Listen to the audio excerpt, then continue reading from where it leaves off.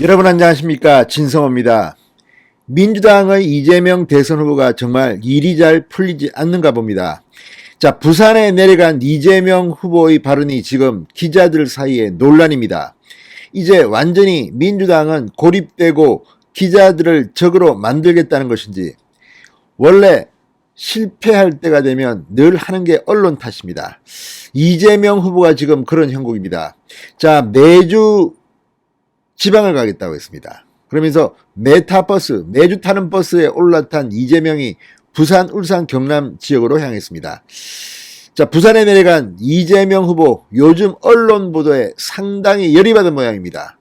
기자들이 들으면 정말 기절초풍할 발언을 했습니다. 이게 뭐 이재명의 사이다 발언이라면 사이다 발언이지만 이제 사이다가 좀 변질된 것 같습니다. 2030과 소통하겠다. 지금 윤석열 후보에게 지지율에서 압도적으로 눌리자 홍준표 후보의 2030 지지자들을 끌어모으겠다는 것인지 계속 지금 이대남에 대해서 구애하는 발언들을 하고 있습니다. 그런데 언론들은 이런 이재명을 보고 빈축합니다. 2030과 소통한다고? 이재명을 수행하고 따라다니는 2030 기자들한테 질문이나 좀 받고 답변이나 좀 해라. 그게 무슨 2030과의 소통이냐. 지금 이재명은 하고 싶은 말만 합니다. 그리고 이재명에게 민주당이 함구령을 내렸다는 그런 보도가 나왔습니다. 이재명이 입만 열면 실수를 하니까 이제 아예 민주당 선대위에서 이재명 후보는 제발 기자들 질문에 답하지 마라. 그래서 기자들이 브리핑을 보이콧하는 일까지 벌어졌습니다. 자, 지금 이 상황이 가장 안 좋은 겁니다. 언론 탓하고 언론 욕하고 결국 언론 기자들이 보이콧하고 이재명은 진짜 안 되는 길로 가는 것 같습니다. 부산에서 이재명이 뭐라고 했을까요?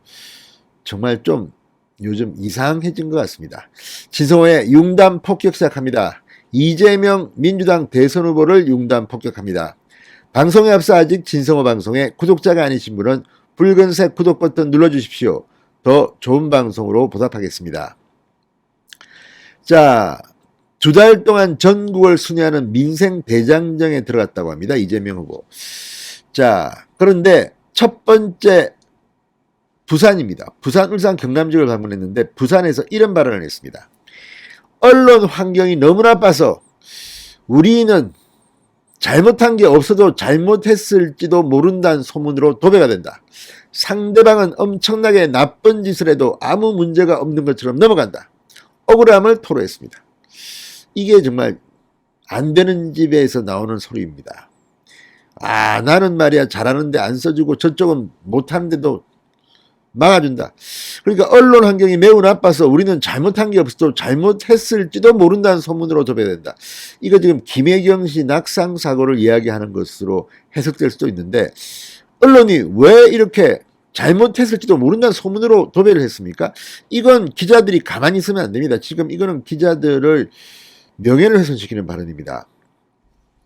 자, 부산 연설에서 이재명 후보는 상대방 나쁜 짓은 그냥 넘어가고를 계속 이야기했습니다. 자, 어쨌든 이걸 보면 이재명은 언론에 피해의식이 있는 것 같습니다. 이렇게 말했습니다. 자, 언론이 묵살하는 진실을 알리고 우리가 억울하게 왜곡된 정보들을 고치자. 이가 없으면 잇몸으로 하는 것이다. 카카오톡으로, 텔레그램으로, 댓글로 커뮤니티에 열심히 써서 언론이 묵살하는 진실을 알리고 억울하게 왜곡된 정보들을 고치자고 주장했습니다. 자, 메타버스, 매주 타는 민생버스를 타고 부산, 울산, 경남을 찾은 이재명 후보, 이 부산국제영화제 비프 광장에서 적석 연설을 통해 이런 발언을 했습니다. 자, 지지자들이 상당히 많이 몰렸다고 합니다. 현장 연설에서 이재명 후보는 시민들과 악수를 하거나 사인 요구, 사진 촬영 등에 응하며 적극적으로 스킨십에 나섰습니다. 다가오는 시민을 경호원이 막자 하지 마세요라고 손짓하며 제지하는 모습까지 보였습니다.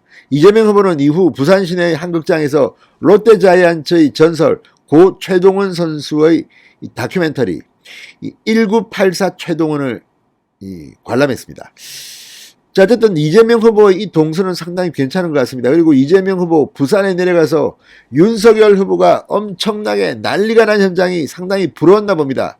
광장을 찾은 겁니다. 자, 이재명의 이 발언들을 보면 민주당은 지금 자폭 중이 아닌가 싶을 정도입니다. 언론을 공격하고 언론과 싸워서 제대로 된 적이 있습니까?